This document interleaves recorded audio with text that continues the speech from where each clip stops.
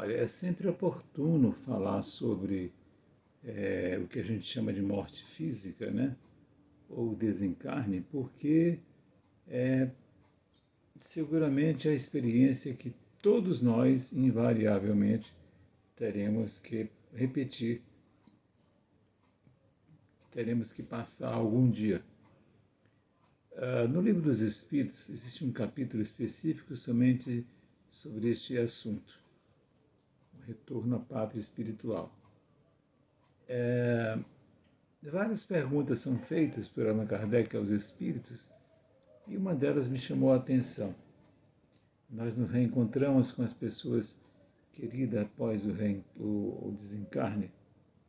Sim, aquelas pessoas que foram queridas por nós e que já estão em outra dimensão, nós nos reencontramos. Pergunta sobre perturbação espiritual. Se o espírito se sente perturbado, como é que o espírito se sente? E lá os espíritos responderam para Allan Kardec: para aqueles que têm algum conhecimento da vida espiritual, ou seja, aqueles que estudam, é uma perturbação menor. É como alguém que acaba de acordar de um sono profundo e está tentando se encontrar. Eu diria, atualizar o HD, não é? Tentar se posicionar diante de tempo e espaço onde é que está. Mas a perturbação ela é bem menor, porque já existe um conhecimento prévio, já existe algum, pequeno que seja, algum estudo preliminar sobre o assunto. Então nós vamos com mais tranquilidade, se permitindo estar com outras pessoas que foram importantes em nossa vida, historicamente falando, no passado. Excetua-se aqui, palavras minhas, aqueles que fizeram mal e que sentem dificuldades ou extremamente materialistas, que sentem dificuldade de se desfazer dos seus bens materiais. Para essa questão, nós temos o livro chamado Céu e Inferno, também escrito por Allan Kardec, com a ajuda dos espíritos, também de perguntas e respostas, em que ele trata sobre a condição em que nós, espíritos, vivenciamos no após-túmulo, ou seja, na espiritualidade. E existem espíritos, ele classifica, existem espíritos desiludidos, espíritos agressivos, espíritos felizes, espíritos apegados à matéria. E aí, nesse particular, eu vou me permitir comentar aqui sobre um desses episódios, que é a rainha de Ode. Ela comenta, né, no livro Céu e Inferno, ela ainda se sente rainha no outro lado. Então se pergunta a ela: a senhora ainda se sente rainha? E ela diz: não tenho tempo para lidar com vocês, tenho algo mais sério a fazer. Ou seja, ela permanece arrogante, petulante, pedante, continua naquele mesmo pedestal. A senhora considera que o trabalho que foi feito de preparação funeral foi de acordo com a princesa, a rainha de Ode? Ela disse assim: esperava muito mais se estivesse em minha terra. Esperaria muito mais se estivesse em minha terra. Ou seja, ela está classificada no livro Céu e Inferno como um espírito endurecido. É aquele que não aceita e que ainda se vê diante do pós-túmulo. Tanto é que existe um entrevistador que provoca, diz assim: mas olha a cor da sua pele. A senhora está falando através de um corpo que não é o seu, a senhora não é mais aquela cor do seu corpo que a senhora tinha antes. Mas ela permanece empedernida, gritando palavras de ordem, Então é importantíssimo que a gente busque esse autoconhecimento, né? De quem somos nós, de que maneira nós podemos fazer essa passagem, para que a gente possa ter uma tranquilidade um pouquinho maior. Reflita sobre esse assunto. Então eu lhe recomendo ter na sua cabeceira o livro espírita, o Livro dos Espíritos, escrito por Allan Kardec. Eu sugiro a você assistir ao filme chamado Kardec, que você encontra aí nas plataformas de filmes. É um lançamento bem recente. Existe um filme também chamado O Livro dos Espíritos, que você também encontra esse filme, né? Que trata somente sobre o Livro dos Espíritos, mas é um filme também bem feito. Parece-me que aquele ator que fez o papel de Chico,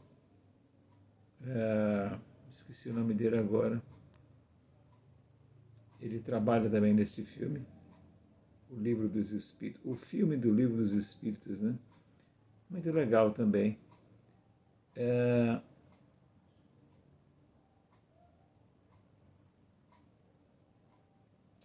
Se a morte física é um final para todos nós, né? Graças a Deus, né? Porque seria um pecado se nós vivêssemos aqui eternamente. Pecado, entenda-me, por favor. Não estou aqui com nenhum desrespeito ao Pai Maior, mas seria algo inaceitável, né? A liberdade que sente o espírito quando está sem o corpo é algo assim gigantesco, né? É algo assim exuberante, de beleza, de leveza, né? Porque ele não precisa de uma carapuça. É a mesma coisa de um cágado, né? Que tem que andar carregando aquela carcaça. E nós, que somos espíritos, carregamos essa carcaça aqui, que muitas vezes está doente, muitas vezes está em condições muito prejudicadas. Só nos dá tristeza, só nos dá decepção. Então a morte física realmente é uma coisa que funciona como um alívio para o espírito. Aí a pergunta que ele diz, que ele faz assim, que ele diz, aliás, um dos espíritos aqui, não é como um pássaro que sai da gaiola, que se vê livre imediatamente, não. Porque existem os laços que prendem o espírito à matéria. E esses laços têm que ser desfeitos. É interessante quando a gente observa experimentalmente essa realidade, não é? Como a gente vê esses laços sendo desfeitos. Pouco a pouco, a gente vê. Quem tem olhos de ver, vê. Então a gente tem que compreender que não somos daqui, que estamos aqui. E que uma vez liberto dessa couraça, desse corpo físico, estaremos livres para ir para onde quiser.